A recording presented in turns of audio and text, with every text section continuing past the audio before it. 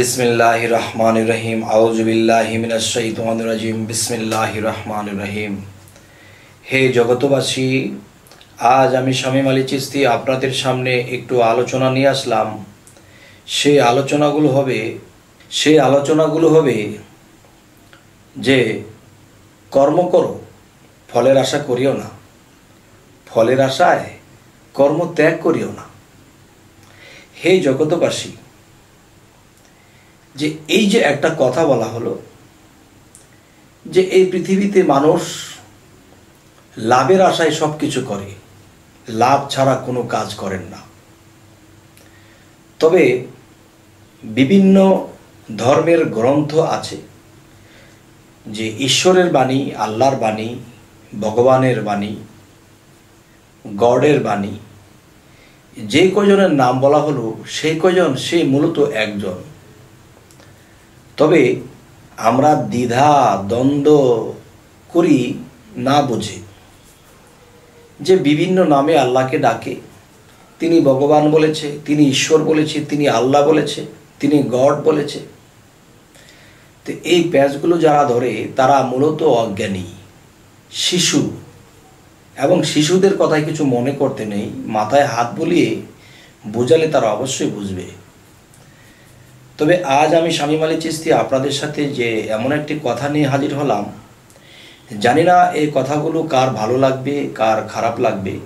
তবে খারাপ ভালো বুঝি না বাবা, যদি কথা সঠিক হয় তবে সে পূর্ণজ্ঞানী হোক বা অর্ধজ্ঞানী হোক বা নিম্নজ্ঞানী হোক, তো তিনি আমার এই কথাগুলো বুঝতে চেষ্টা করবেন এবং নেবেন।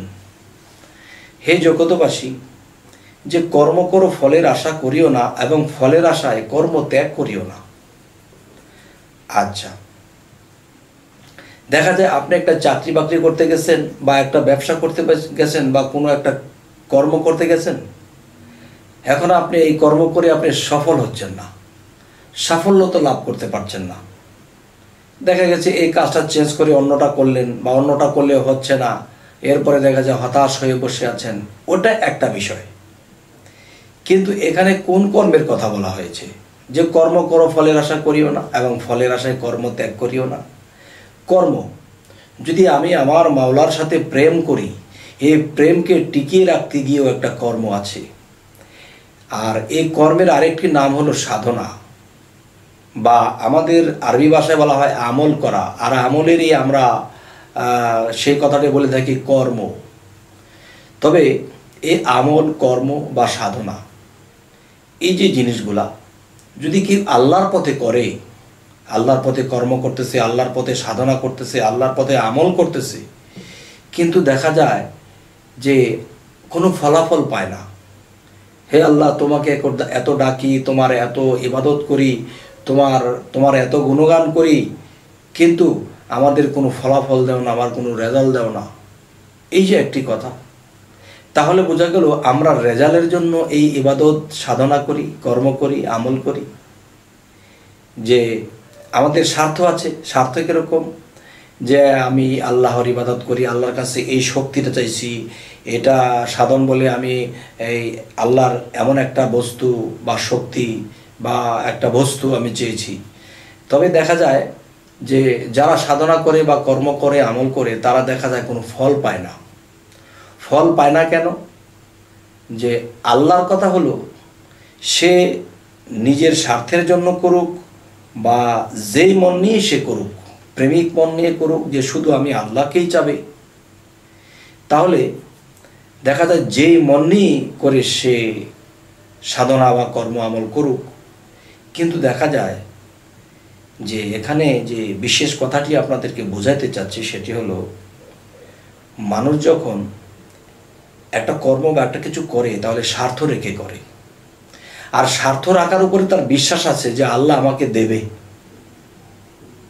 যদি সেই চাওয়া পাওয়াটা আল্লাহর পছন্দ না, তবুও সে বিশ্বাস রেখেছে যে আল্লাহর কর্ম করলে আল্লাহ দেবে, আল্লাহ যে একজন আছে এটা বিশ্বাস আছে, এবং বিশ্বাস রেখে সে যখন অগ্রসর হয় তবে আল্লাহ একদিন না একদিন দেয়, কিন্তু কারো বেলায় দিচ্ছে না, কিন্তু দিবেই। কিন্তু দিবে এই আশা করা যাবে না, আর দিচ্ছে না বলে আমার মন খারাপ করা যাবে না। তাহলে বোঝা গেল যে আল্লাহর প্রতি আমি আল্লাহকে চাইনি, আমি চেয়েছি অন্য কিছু। যে এই জন্যই বলা হয়েছে যে কর্ম করো, ফলের আশা করিও না, ফলের আশায় কর্ম ত্যাগ করিও না।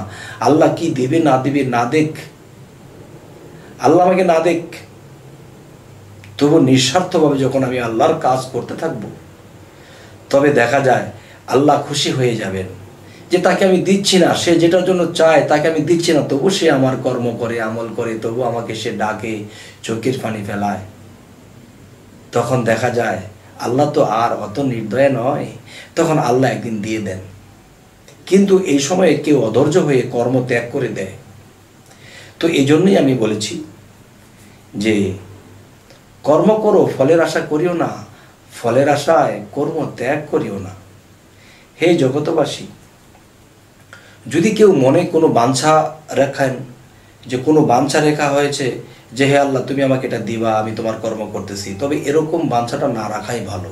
কেননা মনের মধ্যে আছে হ্যাঁ আল্লাহ যদি ইচ্ছা করে তাহলে দেবে, না দেয় না দেবে, শুধু আমি আল্লাহর কর্ম করে যাই, আল্লাহর দয়া হলে দেবে, না হলে নাই, তবে আল্লাহকে যদি পাই, এরকম নিয়তে যদি কেউ নামে তবে অবশ্যই অবশ্যই সে জয় হবেই হবে ইনশাআল্লাহ। হে জগতবাসী, আজকের আলাপটুকু আমার এতটুকুই ছিল। তো আজ এই বলেই রাখবো। সকলেই ভালো থাকবেন। আল্লাহ হাফিজ।